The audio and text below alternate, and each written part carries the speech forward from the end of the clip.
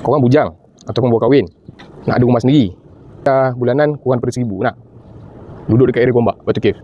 Saya ada satu rumah. Rumah ni 800 square feet, 807 lebih kurang lah, tapi dia agak luas. Daripada nak bayar sewa 1,000 lebih contoh, saya rasa ini sesuai. Jom saya bawa awak house tour.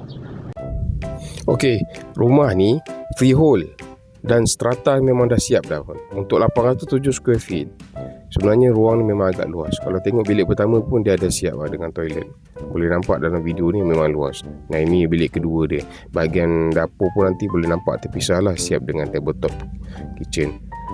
Ada bahagian yard, ada bahagian nanti toilet dan juga ruang study, siap dengan balcony semualah. Kawasan ni free parking. So Basam saya kata tadi, bagusnya dia freehold. Lepas tu bulanan pun nanti memang bawah 1,000 lah. Jadi kalau dah sampai masa untuk anda miliki rumah sendiri, cepat projek saya. Okey, kawasan di Batu Caves, Taman Industri Bolton.